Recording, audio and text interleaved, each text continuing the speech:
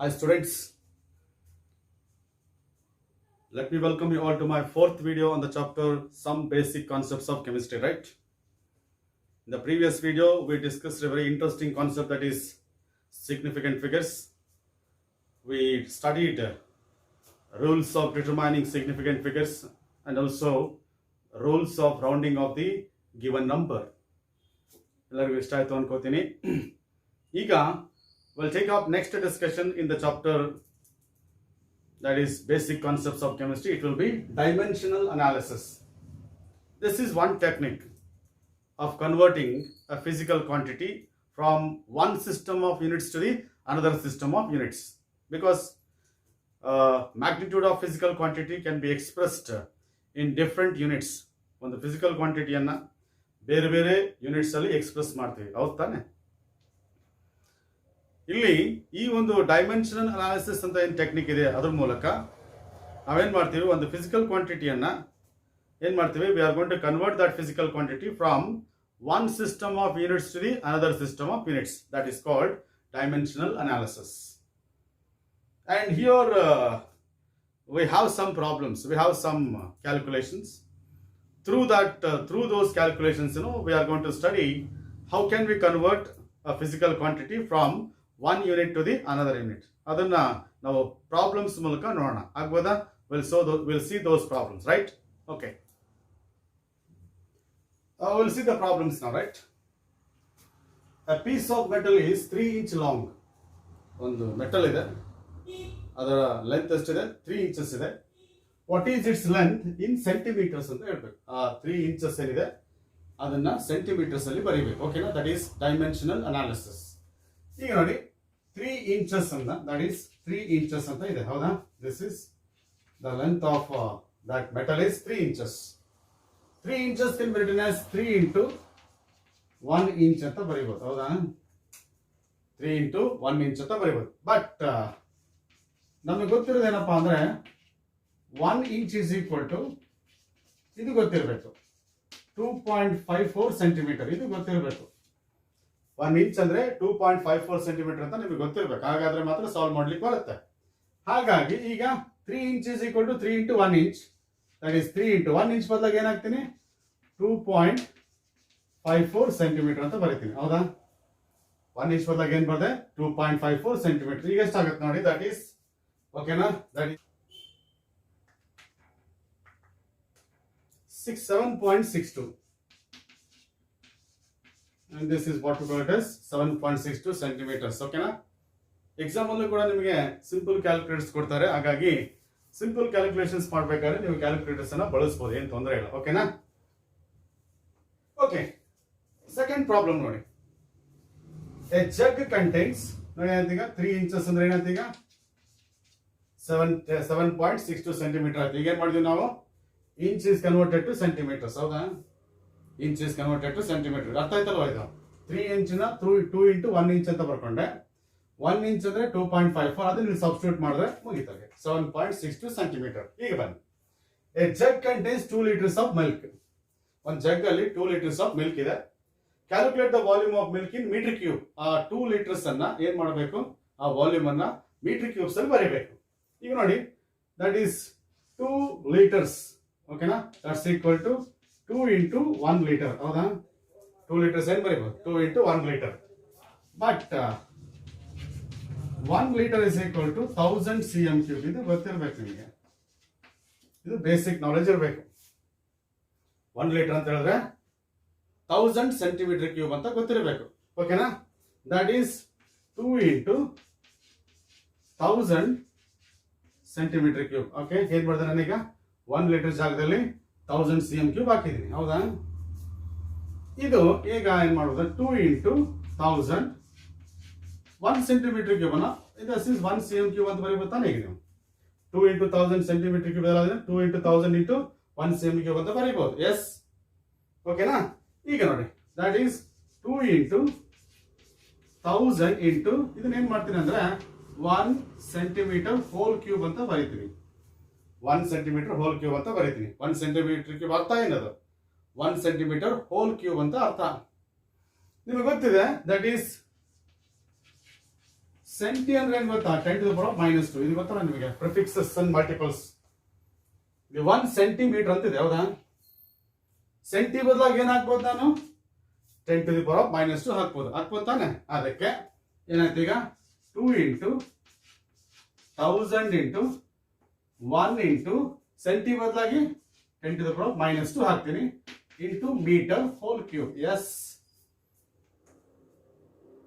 1 centimetre ಏನ್ ಮಾಡಿದೆ, 1 into centi ಬದಲಾಗಿ 10 to the power -2, ಇಲ್ಲಿ ಎಂ ಇದೆ ಮೀಟರ್, ಅದನ್ನ ಹಾಗೆ ಇಟ್ಕೊಂಡಿದ್ದೀನಿ. ಓಕೆನಾ? ಈಗ ಸಿಂಪ್ಲಿಫೈ ಮಾಡಿ, ದಟ್ಸ್ ಈಕ್ವಲ್ ಟು ಎಷ್ಟಾಗುತ್ತೆ ನೋಡಿ, ದಟ್ ಈಸ್ 2 into 1000 ಅನ್ನ 10 to the power 3 ಅಂತ ಬರ್ಕೋಬೋದು ತಾನೆ? 1000 ಏನ್ ಬರ್ಕೋಬಹುದು, ಒಂದು there are 3 zeros in front of 1 ಇರೋದ್ರಿಂದ ಇದನ್ನ 10,000 ಅನ್ನ 10 to the power 3 ಅಂತ ಬರ್ಕೋಬಹುದು. ಇಂಟು ಎಸ್ 10 to the power -2 whole cube ಅಂತ ಹೇಳಿದ್ರೆ 10 to the power -6, ಹೌದಾ? 10 to the power -2 whole cube ಅಂದ್ರೆ 10 to the power -6. m to the power 3 ಅಂದ್ರೆ ಮೀಟರ್ ಕ್ಯೂಬ್, ಹೌದಾ? ಗೊತ್ತಾನೆ? ಹೀಗೆ ನೋಡಿ, ನಿಮ್ಮ ಲೀಟರ್ ಏನಾಗ ಕನ್ವರ್ಟ್ ಆಯ್ತು, ಮೀಟರ್ ಕ್ಯೂಬ್ ಆಯ್ತು, ಹೌದಾ? And that's equal to 2 into 10 to the power +3, 10 to the power -6. -6 plus ಎಷ್ಟಾಗುತ್ತೆ, -3. That is 2 into 10 to the power -3 metre cube. 2 into 10 to the power -3 metre cube. That is 2 liters ಅಂತ ಹೇಳಿದ್ರೆ, okay, 2 liters is equal to what? 2 into 10 to the power -3 meter cube. Yes. So that is what we call it as dimensional analysis, where liters will be converted to meter cube. Yes. Liters ಅನ್ನ meter cube ಮಾಡಬೇಕಂದ್ರೆ 10 to the power -3 ಇಂದ multiply ಮಾಡಬೇಕಂತ ಗೊತ್ತಾಗ್ಬಿಡುತ್ತೆ. This is what we call dimensional analysis. ಆಗ್ಬೋದಾ? Note it down, screen shot ತಗೊಳ್ಳಿ, ಓಕೆನಾ? ನೀಟಾಗಿ ಬರ್ಕೊಳ್ಳಿ, ಓಕೆನಾ? Okay, now let us see third problem.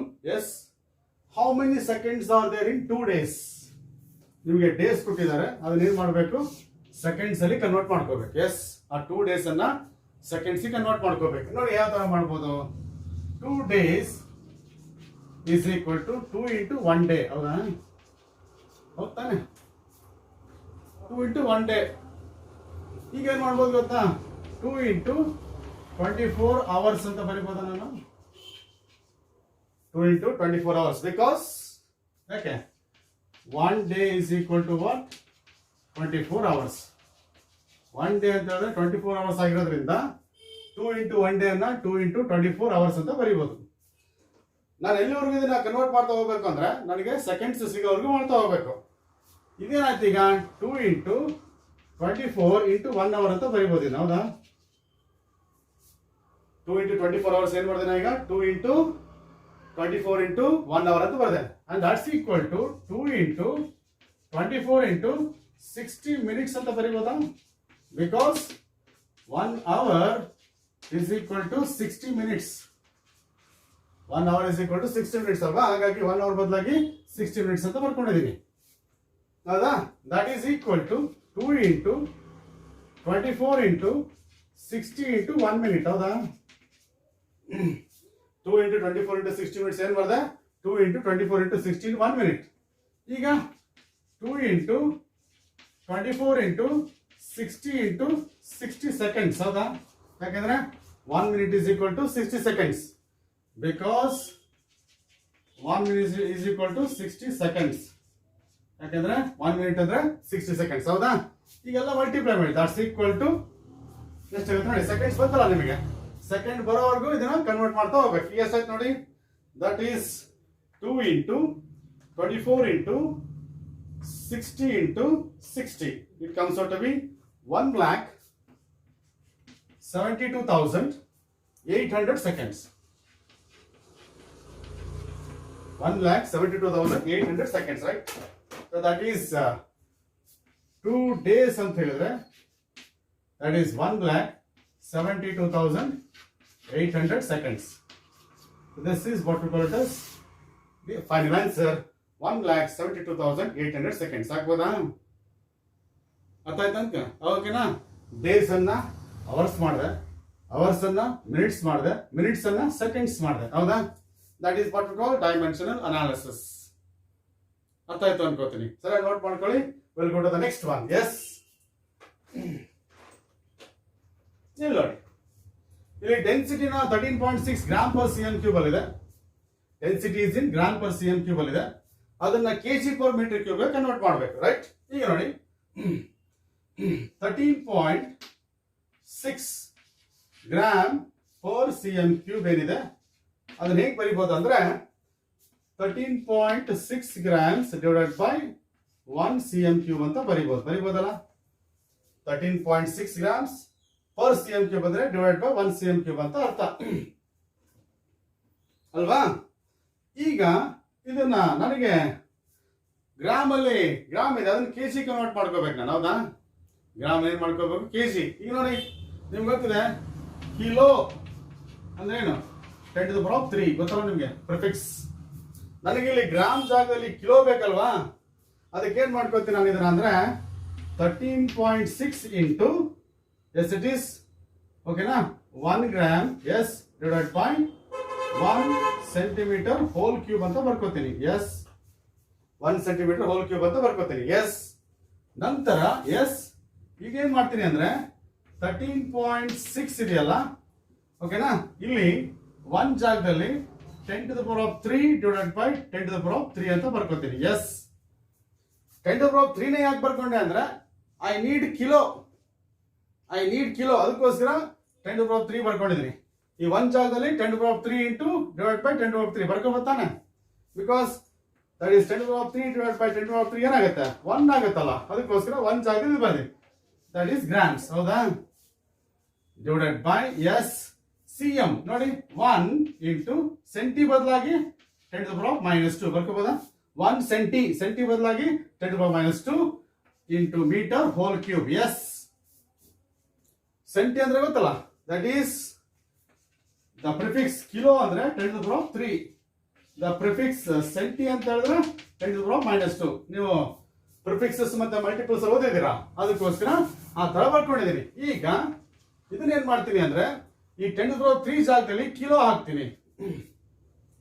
ಈ 10 to the power 3 ಜಾಗದಲ್ಲಿ ಕಿಲೋ ಹಾಕ್ಬಿಟ್ಟು ಏನ್ ಮಾಡ್ತೀನಿ ನೋಡಿ, ಈಗ 13.6 ಇದೆಯಲ್ಲ, ಇದು ನ್ಯೂಮರೇಟರ್ಗೆ ಹೋಗ್ಲಿ ಇಂಟು 10 to the power -3, ಇದನ್ನ ನ್ಯೂಮರೇಟರ್ ತಗೊಂಡ್ಬಂದೆ 10 to the power +3 ಆಗುತ್ತೆ -3 ಆಗುತ್ತೆ ಇಂಟು 10 to the power 3 ಬದಲಾಗಿ kilo and it is grams, ಹೌದಾ. ಈ ನ್ಯೂಮರೇಟರ್ 10 to the power 3 ಇದೆ, ಅದ್ರ ಬದಲಾಗಿ ಕಿಲೋ ಹಾಕಿದ್ದೀನಿ. ಡಿನಾಮಿನೇಟರ್ 10 to the power 3 ಅನ್ನ 10 to the power -3 ಅಂತ ಬರ್ಕೊಂಡಿದ್ದೀನಿ. ಡಿವೈಡೆಡ್ ಬೈ ಈಗ ನೋಡಿ 10 to the power -2 ಇಂಟು 3 ಎಷ್ಟಾಗುತ್ತೆ, 10 to the power -6 m to the power 3 ಆಗುತ್ತೆ, ದಟ್ ಈಸ್ ಮೀಟರ್ ಕ್ಯೂಬ್. ನೋಡಿ ನಿಮಗೆ ಈಗ ಕಿಲೋಗ್ರಾಮ್ ಪರ್ ಮೀಟರ್ ಕ್ಯೂಬ್ ಬಂತಲ್ವಾ, ಕೆಜಿ ಪರ್ ಮೀಟರ್ ಕ್ಯೂಬ್ ಬಂತಲ್ವಾ. ಈಗ ಈ 10 to the power -6 ಅನ್ನ ನ್ಯೂಮರೇಟರ್ ಕಳಿಸಿ ಏನಾಗುತ್ತೆ 13.6 ಆಸ್ ಇಟ್ ಈಸ್ ಇರಲಿ ಇಂಟು 10 to the power -3 ಇದೆ, ಇದು ಹಾಗೆ ಇರಲಿ. ಇದು ನ್ಯೂಮರೇಟರ್ ಬಂದ್ರೆ 10 to the power +6 ಆಗುತ್ತೆ, -6 +6. ಇಲ್ಲೇನಿದೆ KG divided by 1 metre cube, ಇದು ಹಾಗೆ ಇದೆ KG divide by 1 metre cube. Yes and that's equal to ಏನಾಯ್ತು ನೋಡಿ 13.6 10 to the power +6 10 to the power -3 ಏನಾಗುತ್ತೆ into 10 to the power 3 kg per meter cube. Yes, so that is 13.6 gram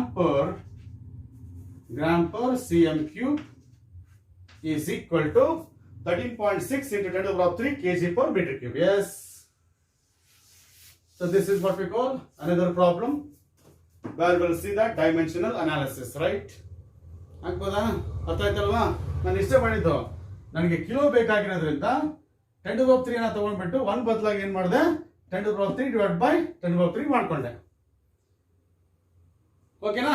ನೀವು ಅಕಸ್ಮಾತ್ nano ಬೇಕಾಗಿತ್ತು ಅಂದ್ರೆ 10 to the power -9 divide by 10 to the power -9 ಮಾಡ್ಕೋಬೇಕು.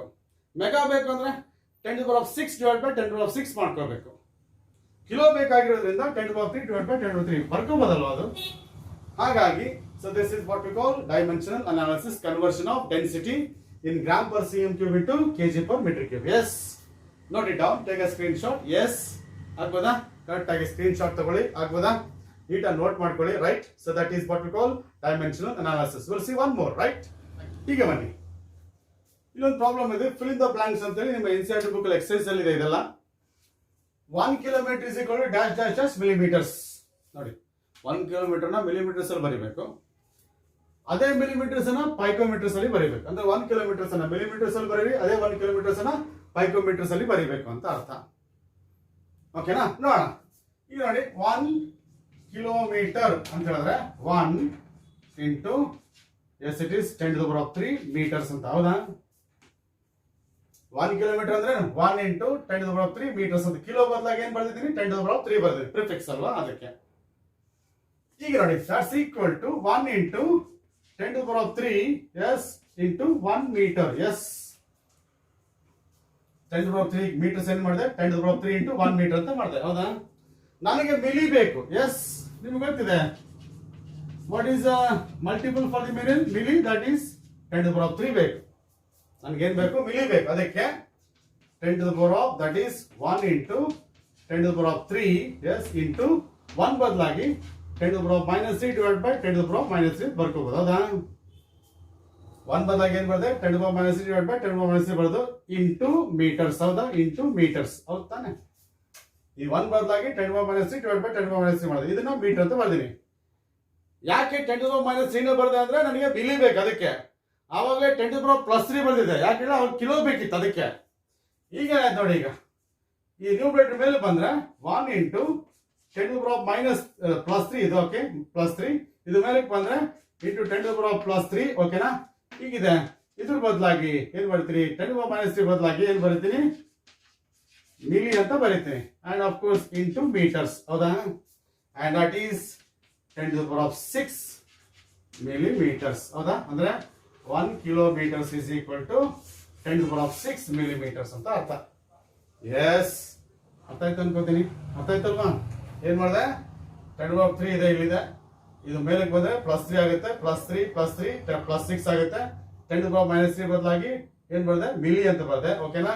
And it is metre. That is 10 to the power of +6 millimeters. ಹೌದಾ? ಇನ್ನೊಂದಿದೆ ನೋಡಿ. ಇದನ್ನೇನ್ ಮಾಡ್ಬೇಕೀಗ? ಪೈಕೋಮೀಟರ್ಸ್ ಅಲ್ಲಿ ಬರೀಬೇಕು. ಹೌದಾ? ಹಾಗಾದ್ರೆ ಇಲ್ಲೇನ್ ಬರೀಬೇಕು? 10 to the power of 6 millimeters ಅಂತ ಬರೀಬೇಕು. ಓಕೆನಾ? ಈಗ ನೋಡಿ, ಇಲ್ಲಿ ನಾವು ಇಲ್ಲಿ ದಟ್ ಈಸ್ ಪೈಕೋಮೀಟರ್ ಬರೀಬೇಕಾದ್ರೆ ನಿಮಗೆ ಗೊತ್ತಿದೆ 1 ಕಿಲೋಮೀಟರ್ ಇಸ್ ಈಕ್ವಲ್ ಟು ಇದೆಯಲ್ಲ 10 to the power of 3 into 1 metre ಅಂತ ಬರ್ತಿದ್ದೆ. ಹೌದಾ? ಈಗ ಏನ್ ಮಾಡ್ತೀನಿ? 10 to the power of 3 into 1 ಬದಲಾಗಿ 10 to the power of -12 divided by 10 to the power of -12 ಬರೀತೀನಿ. 1 ಬದಲಾಗಿ 10 to the power of -12 divided by 10 to the power of -12 ಬರೀತೀನಿ. ಯಾಕೆ ಹೇಳಿ? I need Heiko. 1 Heiko. Pico ಅಂದ್ರೆ ಏನು? That is 10 to the power of -12 ಅಂತ ಅರ್ಥ. That is pico means 10 to the power of -12 ಅಂತ ಅರ್ಥ. ಹೌದಾ? ಪೈಕೋ ಅಂದ್ರೆ 10 to the power of -12 ಆಗಿರೋದ್ರಿಂದ ಈ 1 ಬದಲಾಗಿ ಏನ್ ಬರ್ತೀನಿ? 10 to the power of -12 divided by 10 to the power of -12 into metres. ಹೌದಾ? ಈಗ -12 ಮೇಲೆ ಬರಲಿ. 10 to the power of 3 into 10 to the power of +12 yes into ಇಲ್ಲಿ 10 to the power of -12 ಇದೆಲ್ಲ ನ್ಯೂಮರೇಟರ್, ಅದ್ರ ಬದಲಾಗಿ ಪೈಕೋ ಅಂತ ಬರೀತೀನಿ ಇಂಟು ಮೀಟರ್. ಎಸ್, ಏನ್ ಬರ್ದೆ? 10 to the power of -12 ಬದಲಾಗಿ ಪೈಕೋ ಬರ್ದೆ.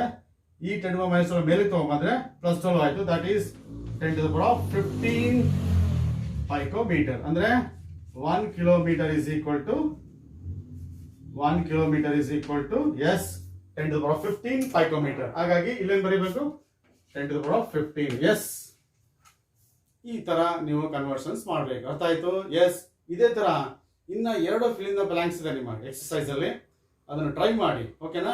ನಿಮಗೆ ಒಂದು ಐಡಿಯಾ ಬರುತ್ತೆ. ಓಕೆನಾ? So this is what we call the one more problem on dimensional analysis. ಆಗ್ಬೋದಾ? With that will go to the next topic, that is laws of chemical combination. ಆಗ್ಬೋದಾ? Proceed. Okay, students, as you know that chemistry is a study of transformation of matter. Matter undergoes transformation. It may be a physical transformation or it can be a chemical transformation. Okay, now? And these physical and chemical transformations of matter, athwa chemical reactions or physical processes, will be governed by certain statements, certain theories, certain laws. They are together called as laws of chemical combination. Varieties of statements we have as far as the physical and chemical transformations of matter is concerned. But here in the NCERT book, we have selected some, yes, it is laws, and we are going to discuss the details of those laws.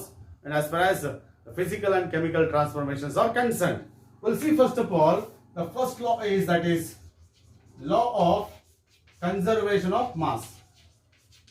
Law of conservation of mass, and this particular law was proposed by the scientist Lavoisier, and he contributed a lot for the development of modern chemistry. That is Lavoisier's law of conservation of mass.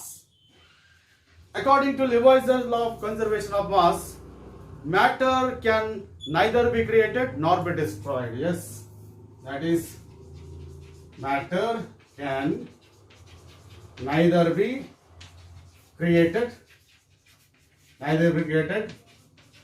nor be destroyed during chemical combination. Matter can neither be created nor be destroyed. ಅಂದ್ರೆ ಯಾವುದೇ ಒಂದು physical and chemical transformations ಅಲ್ಲಿ matter ಅನ್ನ ನೀವು create ಮಾಡೋಕ್ಕೂ ಆಗಲ್ಲ, destroy ಮಾಡೋಕ್ಕೂ ಆಗಲ್ಲ. Simply what you can do is, one form of matter can be converted into another form of matter, so that the total mass of matter remains the same. During physical and chemical processes, the total mass of the matter remains the same. That is, matter can neither be created nor be destroyed during physical and chemical transformations. Or you can say, this statement can also be stated as, during physical and chemical processes, total mass of reactants will be equal to the total mass of products. Reactants ಎಷ್ಟು mass ಇರ್ತದೋ ಅಷ್ಟೇ mass products ಇರ್ತದೆ ಅಂತ. Total mass of reactants will be equal to total mass of products. That is what we call it as the law of conservation of mass. ಒಂದು simple example ಕೊಡ್ತೀನಿ ನಿಮಗೆ. That is, carbon undergoes burning to form carbon dioxide. Yes, this is one chemical reaction. Carbon ಅನ್ನು burn ಮಾಡಿದಾಗ ನಿಮಗೆ carbon dioxide ಬರುತ್ತೆ. During this particular transformation, total mass of reactants, that is C plus O2 reactants, is equal to the total mass of products ಅಂತ. Total mass of reactants is equal to total mass of products. That is, the total mass of the matter remains the same during chemical reaction. ಹೇಗೆ ಅಂತ ಹೇಳಿದ್ರೆ, that is 1 mole of carbon ಅಂದ್ರೆ ನಿಮಗೆ ಗೊತ್ತಿದೆ, atomic mass of carbon is 12. ಅದನ್ನ grams ಅಲ್ಲಿ ಬರೆದ್ರೆ 12 grams. And atomic mass of oxygen is 16. ಎಷ್ಟು ಆಕ್ಸಿಜನ್ ಆಟಮ್ಸ್ ಇದೆ? 2. ಅಷ್ಟು ಎಷ್ಟಾಯ್ತು ಅಲ್ಲಿಗೆ? 32 grams. ಹೌದಾ? ಅಂದ್ರೆ 12 grams of carbon reacts with 32 grams of oxygen. ಹೌದಾ? The total mass ಎಷ್ಟಾಯ್ತು? 44 grams ಆಯ್ತು. ಹೌದಾ? 12 plus 32 ಎಷ್ಟಾಯ್ತು? 44 grams. 12 grams of carbon reacts with 32 grams of, yes, it is oxygen. 16 into 2 ಅಂತ ಯಾಕೆ ಬಂದೆ? Atomic mass of oxygen 16. ನಾನು ಆಲ್ರೆಡಿ ಬ್ರಿಡ್ಜ್ ಕೋರ್ಸ್ ಅಲ್ಲಿ ಹೇಳಿದ್ದೀನಿ, ಅಟಾಮಿಕ್ ಮಾಸ್ ಆಫ್ ಆಕ್ಸಿಜನ್ 16. ಅಂತವು 2 ಆಟಮ್ಸ್ ಇದಾವೆ ಅಂದಾಗ 16 into 2 is 32 grams. 32 grams of oxygen reacts with 12 grams of carbon, that gives 44 grams of, ಹೌದಾ? Total mass of the reactants is 44. ಇಲ್ಲಿ ಬನ್ನಿ, products ಅಲ್ಲೂ ಕೂಡ, ಓಕೆನಾ, ಈ ಪ್ರಾಡಕ್ಟ್ ಅಲ್ಲಿ what is the atomic mass of carbon? 12 plus oxygen ಎಷ್ಟಿದೆ? 2 ಇದೆ ಇಂಟು, ಓಕೆನಾ, ಅಟಾಮಿಕ್ ಮಾಸ್ ಆಫ್ ಆಕ್ಸಿಜನ್ ಎಷ್ಟು? 16. ಹೌದಾ? ಇದನ್ನ ಆಡ್ ಮಾಡಿ 12 plus 32, yes, that's equal to 44 grams. ಅಂದ್ರೆ amount of reactants will be 44 grams, product is also 44 grams. That is, total mass of the reactants remains the same. Total mass of the reactants remains the same. That is what we call it as the law of conservation of mass. What we call it as law of conservation of mass. ಓಕೆನಾ? ಅರ್ಥ ಆಯ್ತು ಅನ್ಕೋತೀನಿ. ಇವಾಗ ಇನ್ನೊಂದು example ಕೊಡಬಲ್ಲೆ ನಾನು ಇದಕ್ಕೆ, ಓಕೆನಾ? ನೋಡಿ, that is, just imagine we have calcium carbonate. Yes, calcium carbonate. When it is heated strongly, it is converted to calcium oxide plus, yes, it is carbon dioxide. ಇದು ಒಂದು ಕೆಮಿಕಲ್ ರಿಯಾಕ್ಷನ್, ಇದು ಒಂದು chemical transformation. ಇಲ್ಲೂ ಕೂಡ total mass of reactants is equal to total mass of products. ಹೇಗೆ ಅಂದ್ರೆ ನಿಮ್ಗೆ ಗೊತ್ತಿದೆ, ಅಟಾಮಿಕ್ ಮಾಸ್ ಆಫ್ ಕ್ಯಾಲ್ಸಿಯಂ ಎಷ್ಟು? 40. ಅಟಾಮಿಕ್ ಮಾಸ್ ಆಫ್ ಕಾರ್ಬನ್ ಎಷ್ಟು? 12. ಅಟಾಮಿಕ್ ಮಾಸ್ ಆಫ್ ಆಕ್ಸಿಜನ್ ಎಷ್ಟು? 16. ಇದು ಗೊತ್ತಿರೋ ವಿಚಾರ, ನಿಮಗೆ ಬ್ರಿಡ್ಜ್ ಕೋರ್ಸ್ ಅಲ್ಲಿ ಹೇಳಿದ್ದೀನಿ. ಕ್ಯಾಲ್ಸಿಯಂ ಎಷ್ಟಿದೆ? 1 ಕ್ಯಾಲ್ಸಿಯಂ ಇದೆ, ಹಾಗಾಗಿ 40 grams ಪ್ಲಸ್ ಕಾರ್ಬನ್ ಎಷ್ಟಿದೆ? 1 ಇದೆ, 12 grams ಪ್ಲಸ್ ಆಕ್ಸಿಜನ್ ಎಷ್ಟಿದೆ? 3 ಇದೆ ಇಂಟು 16. ಆಕ್ಸಿಜನ್ 16, 3 ಆಟಮ್ಸ್ ಇರೋದ್ರಿಂದ 3 into 16. ಕಾರ್ಬನ್ 1 ಇದೆ, 12. ಕ್ಯಾಲ್ಸಿಯಂ 1 ಇದೆ, 40. ಇದೆಷ್ಟಾಯ್ತು ಅಂದ್ರೆ 40 plus 12 ಎಷ್ಟಾಯ್ತು? 52. Yes, plus 16 into 3 is 48, and that comes out to be 100 grams. ಅಂದ್ರೆ total mass of calcium carbonate ಎಷ್ಟಿಲ್ಲಿ? ದಿಸ್ ಇಸ್ ಕ್ಯಾಲ್ಸಿಯಂ ಕಾರ್ಬನೇಟ್ ಎಷ್ಟು? 100 grams ಆಯ್ತು. ರಿಯಾಕ್ಟೆಂಟ್ ಸೈಡ್ ಅಲ್ಲಿ total mass of calcium carbonate ಎಷ್ಟು? 100 grams. ಇಲ್ಲಿ ನೋಡಿ, ಕ್ಯಾಲ್ಸಿಯಂ ಎಷ್ಟು? 40, ಆಕ್ಸಿಜನ್ ಎಷ್ಟು 16 ಎಷ್ಟಾಯ್ತು ಈಗ 56 ಆಯ್ತು. ಕ್ಯಾಲ್ಸಿಯಂ ಆಕ್ಸೈಡ್ ಇದ್ರ ಮಾಸ್ ಎಷ್ಟು 56. ಇಲ್ಲಿ ನೋಡಿ ಕಾರ್ಬನ್ ಎಷ್ಟು 12, ಆಕ್ಸಿಜನ್ ಎಷ್ಟಿದೆ 16 into 2 that's equal to what? Yes, it is 32 plus 12 ಎಷ್ಟಾಯ್ತು 44 grams. ಕಾರ್ಬನ್ ಡೈಆಕ್ಸೈಡ್ 44 ಇದೆ, ಕ್ಯಾಲ್ಸಿಯಂ ಆಕ್ಸೈಡ್ 56 ಇದೆ. ಎರಡು ಆಡ್ ಮಾಡಿದ್ರೆ ಎಷ್ಟಾಯ್ತು? that is 100 grams. ಅಂದ್ರೆ total mass of reactants is equal to total mass of products. That is the law of conservation of mass. ಅರ್ಥ ಆಯ್ತು ಅನ್ಕೋತೀನಿ. ಅಂದ್ರೆ during physical and chemical transformations the total mass of reactants and products remains same. ಅಥವಾ matter can neither be created not be destroyed. ಹೌದಾ?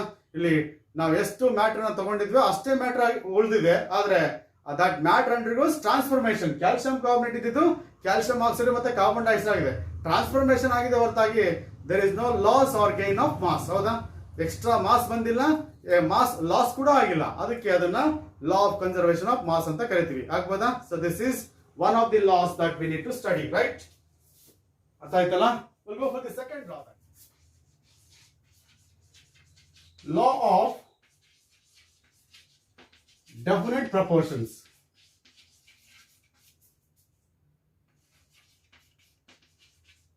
That is law of definite proportion ಅಥವಾ or it can also be stated as law of constant composition. Law of constant composition. This is the one more that is title for that second law, right? This is law of definite proportion or law of constant composition. Yes, okay na? Just imagine one substance. If a substance is prepared by one substance can be prepared by different methods. Okay na? The substance prepared by any method, ಒಂದು substance ಅನ್ನು ನೀವು ಬೇರೆ ಬೇರೆ methods ಅಲ್ಲಿ prepare ಮಾಡೋದಲ್ಲ, according to this statement the substance prepared by any method contains same kind of elements in same proportion by mass. ಅರ್ಥ ಆಯ್ತಾ?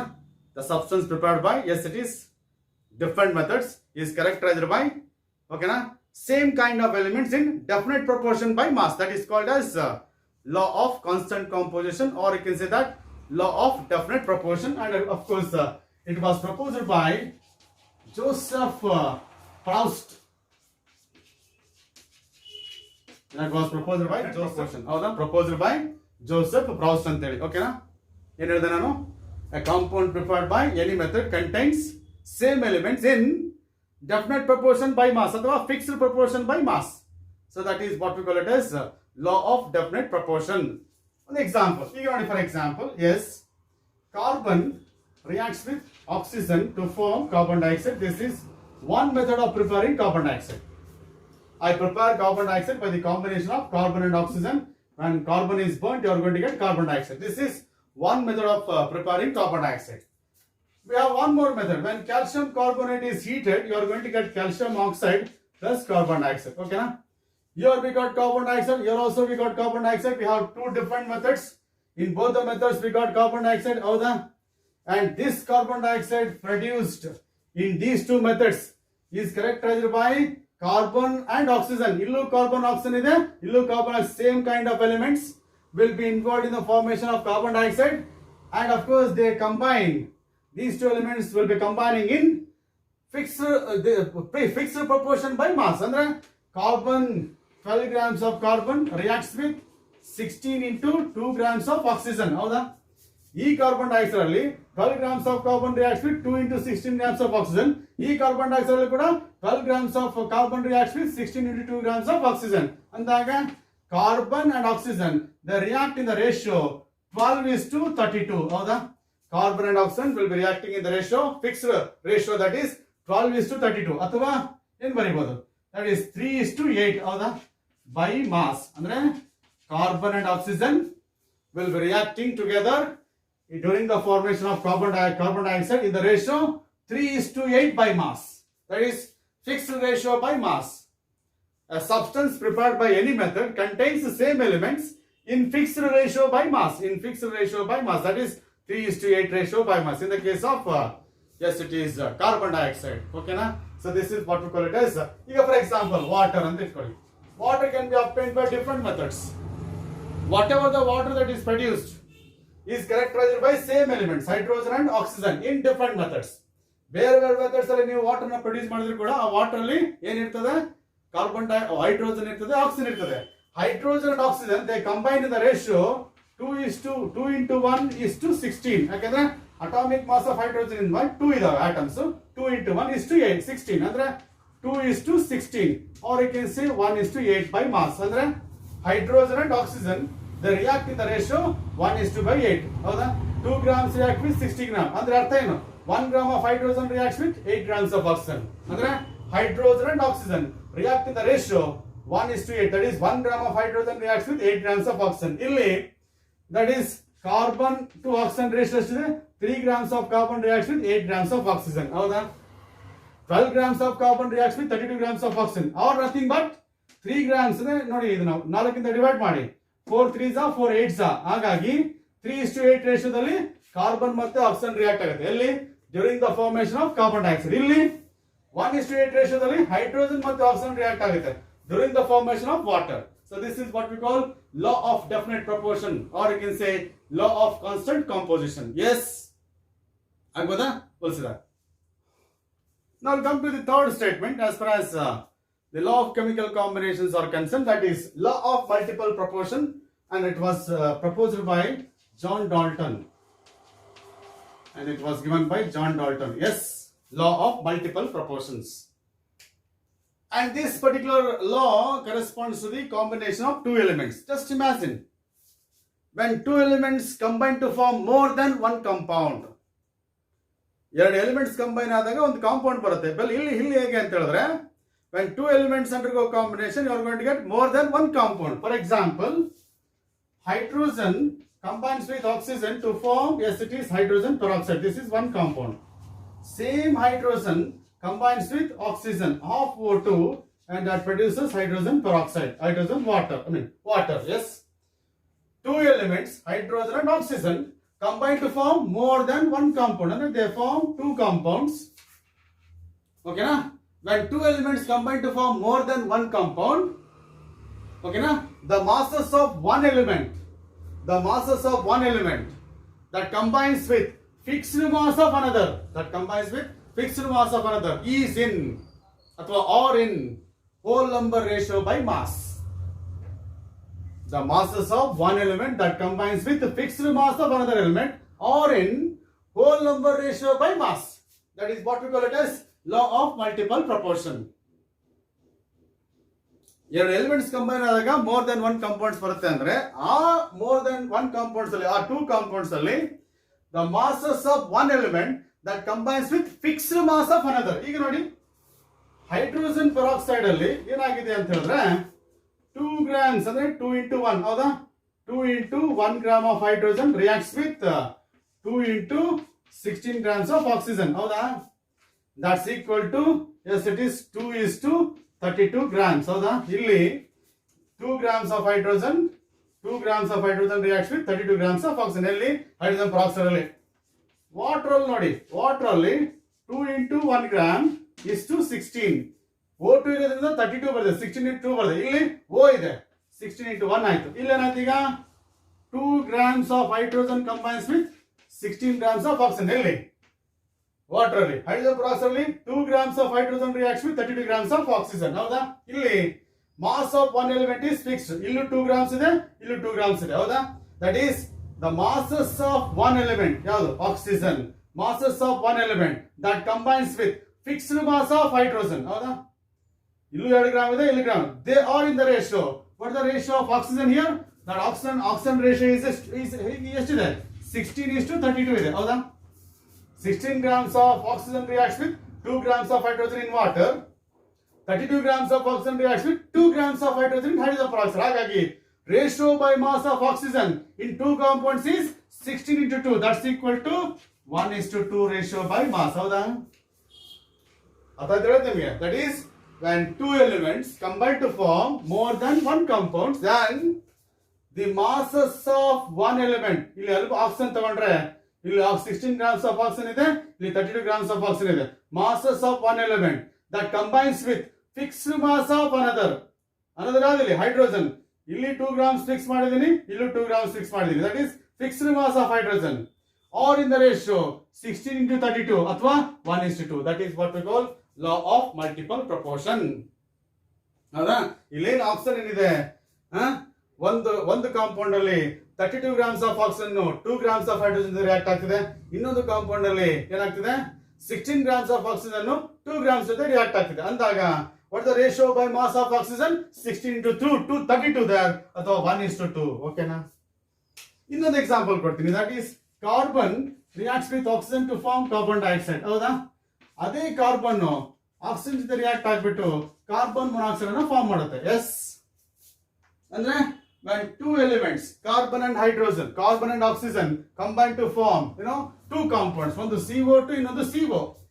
ಈ CO2 ಅಲ್ಲಿ ಏನಾಗಿದೆ ಗೊತ್ತಾ, 12 grams of carbon reacts with 2 into 16 grams of oxygen. ಹೌದಾ? Carbon dioxide ಅಲ್ಲಿ 12 grams of carbon reacts with 32 grams of oxygen. That is 12:32 grams. ಹೌದಾ? Carbon dioxide ಅಲ್ಲಿ. ಅದೇ ಕಾರ್ಬನ್ ಮೊನಾಕ್ಸೈಡ್ ಅಲ್ಲಿ 12 grams of carbon reacts with 16 grams of oxygen. ಹೌದಾ? Masses of oxygen 16 and 32 that combines with fixed mass of carbon. ಇಲ್ಲೂ 12 ಇದೆ, ಇಲ್ಲೂ 12 ಇದೆ. ಒಂದು ಎಲಿಮೆಂಟ್ ಮಾಸ್ ಅನ್ನ ಫಿಕ್ಸ್ ಮಾಡಬೇಕು, ಇನ್ನೊಂದು ಎಲಿಮೆಂಟ್ಸ್ ಮಾಸ್ ವೇರಿಯೇಷನ್ ಆಗುತ್ತೆ. ಇಲ್ಲಿ ಮಾಸ್ ಎಷ್ಟಿದೆ ಕಾರ್ಬನ್, ಇಲ್ಲೂ 12 ಇದೆ, ಇಲ್ಲೂ 12. ಹಾಗಾಗಿ that is the mass of oxygen which will be combining with 12 grams of carbon. 12 grams of carbon in these two compounds will be ಎಷ್ಟು, that is 32:16 ಅಥವಾ 32:16. ಹೌದಾ? That's equal to 2:1. That is in fixed, that is whole number ratio by mass. ಹೌದಾ? ಹಾಗಾಗಿ that is in the law of multiple proportion. When two elements combine to form more than one compounds, the masses of one element that combines with the fixed mass of another element will be in whole number ratio by mass. So that is what we call law of multiple proportion. Agboda? Okay na? We'll see next one. Yes? We'll take up that is fourth statement as far as the law of chemical combination is concerned. That is Gay-Lussac law of combining volumes. Lussac, L-U-S-S-A-C, Lussac law of combining volumes. This particular statement that is applicable only for the gaseous reactions. Andre, the reactions which will be involving only gases. According to Gay-Lussac law of combining volumes, when gases take part in chemical reactions, as reactants or products, they do so in whole number ratio by volume. They take part in chemical reaction, okay na, in whole number ratio by volume, provided the volumes of gases will be measured at constant temperature and pressure. Nodiga, imagine a gas nitrogen, yes, that reacts with one more gas, that is hydrogen, yes, and that leads to the formation of another gas that is called as ammonia gas. This is one gaseous reaction, yes. Here 1 mole of nitrogen reacts with 3 moles of hydrogen to form 2 moles of ammonia. Ammonia formula ಏನು, NH3. ಎಲ್ಲ gases. ಈ equation ಪ್ರಕಾರ 2 volumes of nitrogen reacts with 3 volumes of hydrogen to form 2 volumes of, yes it is ammonia. ಅಂದ್ರೆ the ratio by volume of nitrogen, hydrogen and ammonia is equal to what? 2:3:2. The ratio that is one volume. 1 volume of nitrogen reacts with 3 volumes of hydrogen to form 2 volumes of ammonia. Hagagi the ratio by volume of nitrogen, hydrogen and ammonia that are undergoing chemical reaction is 1:3:2. 1 volume of nitrogen reacts with 3 volumes of hydrogen to form 2 volumes of ammonia. Illidella coefficient 1, 3, 2. ಹೌದಾ? ಇದನ್ನ ಈಗ ಹೇಳ್ಬೋದು. 1 volume ಬದಲಾಗಿ ನಾನು ಅಕಸ್ಮಾತ್, yes it is 1 liter of nitrogen ತಗೊಂಡ್ರೆ that reacts with, ಹೇಳಿ ಏನಾಗುತ್ತೆ, 3 liters of, yes it is hydrogen to form, ಹೇಳಿ 2 liters of ammonia. ಹೇಳ್ಬೋದಾನೆ? ಅಂದ್ರೆ when gases take part in chemical reaction as reactants or products, they do so in whole number ratio by volume, provided the volumes of gases will be measured at constant temperature and pressure. ಇದ್ರ volume ಅನ್ನ, nitrogen volume ಅನ್ನ ಯಾವ temperature pressure ಅಲ್ಲಿ measure ಮಾಡಿರ್ತಾರೋ ಅದೇ temperature ಅಲ್ಲಿ you have to measure the volume of hydrogen. At temperature only, you have to measure the volume of ammonia. That is, the volumes of all the gases will be measured at constant temperature and pressure. Aga, they react in the ratio, in the whole number ratio by volume. That is, E reaction only 1:3:2. ಈಗ ಹೇಳ್ಬೋದು ಈ 1 litre ಬದಲಾಗಿ 100 ml ಅಂತ ತಗೊಂಡ್ರೆ 100 ml of nitrogen reacts with 1 liter reacts with 3 liters. 100 ml reacts with ಹೇಳಿ 300 ml of acetic hydrogen to form ಹೇಳಿ 200 ml of ammonia. ಅಂದ್ರೆ ratio ಏನಾಗುತ್ತೆ 1:3:2. ಹೌದಾ? That's the meaning of it. Yes, that is Gay-Lussac law of combining volumes ಅಂತ ಅರ್ಥ. Yes. ಇನ್ನೊಂದು example ಕೊಡ್ತೀನಿ ನೋಡಿ, simple.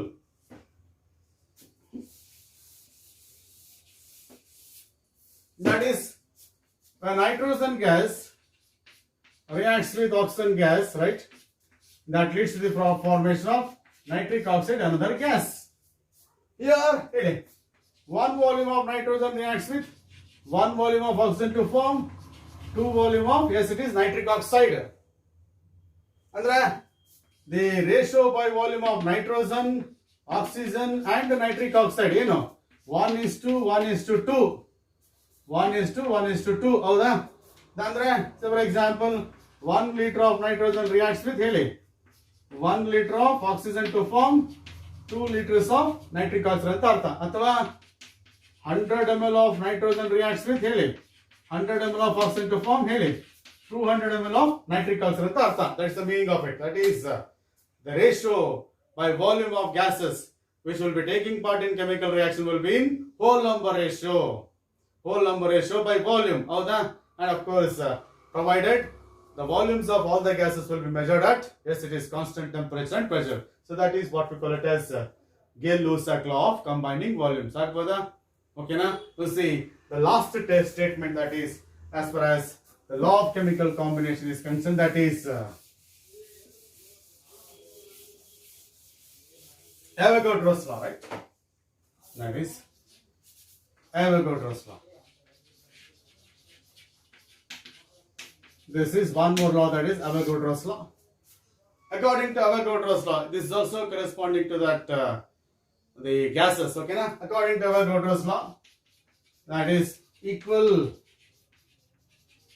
volumes of gases contain equal number of molecules at constant temperature and pressure. Equal volumes of gases contain equal number of molecules at constant temperature and pressure.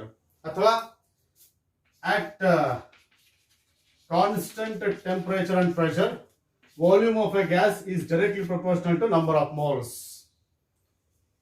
If I take a gas number 1, then V1 is proportional to N1. This is volume of a gas. This is number of moles of a gas. For a second gas, V2 is directly proportional to number of moles of the second gas. Therefore, you divide one by the other. V1 by V2 is equal to what? N1 by N2. Divide ಮಾಡಿ. Okay na? If I say V1 is equal to V2 ಆದರೆ, V1 is equal to V2 ಆದರೆ ಆಗೇನಾಗುತ್ತೆ? Then N1 is equal to N2. ಹೌದಾ? ನೀವು ನೋಡಿ, V1 is equal to V2 ಹಾಕ್ಬಿಟ್ಟು ಏನಾಗುತ್ತೆ? 1 ಆಗುತ್ತಾನೆ?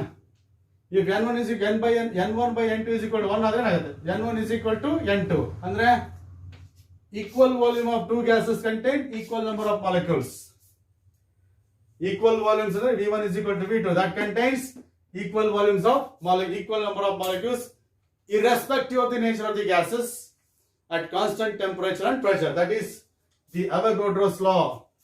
Andre, if you know the volume of gases, you can decide the number of molecules present in the gas, provided temperature and pressure ought to be at constant. Pressure should be, yes, it is constant there. For example, I take 100 ml of nitrogen gas and 100 ml of hydrogen gas at a temperature of 27 degrees Celsius and a pressure of 1 atmosphere ಅಂತ ಇಟ್ಕೊಳ್ಳಿ. ನನ್ನ ಹತ್ರ 100 ml of nitrogen gas ಇದೆ, 100 ml of hydrogen gas ಇದೆ. If I count the number of molecules of hydrogen and number of molecules of nitrogen in two gases, that will be same. 100 ml number of molecules in 100 ml of nitrogen is equal to number of molecules in 100 ml of nitrogen. ಯಾಕೆ ಹೇಳಿ? Equal volumes of two gases contain equal number of molecules. ನಮಗೆ British schools ಅಲ್ಲಿ ನಾನೊಂದು mole concept ಅಂತ introduce ಮಾಡಿದ್ದೆ, ಹೌದಾ? ಅಲ್ಲೊಂದು ಹೇಳ್ತೀನಿ ನೋಡಿ ನಮಗೆ, ಅಂದ್ರೆ 1 mole ಆಫ್ ಗ್ಯಾಸ್ ಅಂತ ಹೇಳಿದ್ರೆ that is 22.4 liters at STP ಅಂತ ಹೇಳಿದೆ. ಹೌದಾ, ನೆನಪಿದಾನೆ ಇದು? 1 mole of gas ಅಂತ ಹೇಳಿದ್ರೆ 22.4 liters at STP, standard temperature and pressure, and that contains 6.022 into 10 to the power 23 molecules. ನೆನಪಿದಾನೆ ಇದು? ಹೌದಾ, ಅಂದ್ರೆ 22.4 liters of oxygen, that's equal to 22.4 liters of hydrogen, that's equal to 22.4 liters of, yes it is nitrogen. ಹೌದಾ, ಎಲ್ಲಾ gases ಗಳ volume ಎಷ್ಟಿದೆ? 22.4 liters ಇದೆ. Equal volumes of gases contain equal number of molecules. All gases contain 6.022 into 10 to the power 23 molecules. ಎಲ್ಲಾ gases ಅಲ್ಲಿ same number of molecules ಇರಬೇಕು ತಾನೆ? That is 6.022 into 10 to the power 23, that is at yes it is 273 kelvins and 1 atmospheric pressure. ಹೌದಾ? So this is what we call it as Avogadro's law. ಅರ್ಥ ಆಯ್ತು ಅನ್ಕೋತೀನಿ. ಓಕೆನಾ? So these are the some important statements as far as the laws of chemical combination is concerned. ಓಕೆನಾ? In the next video we'll see very important discussion, that is Dalton's atomic theory and the concept of atomic mass and molecular mass. ತುಂಬಾ interesting ಆಗಿರ್ತಕ್ಕಂಥ concepts ಅವು. ಅದನ್ನ ಮುಂದಿನ ವಿಡಿಯೋದಲ್ಲಿ ನೋಡ್ಕೋಣ. ಆಗ್ಬೋದಾ? ಎಲ್ಲರಿಗೂ ಅರ್ಥ ಆಯ್ತು ಅನ್ಕೋತೀನಿ. ಓಕೆನಾ? Thank you.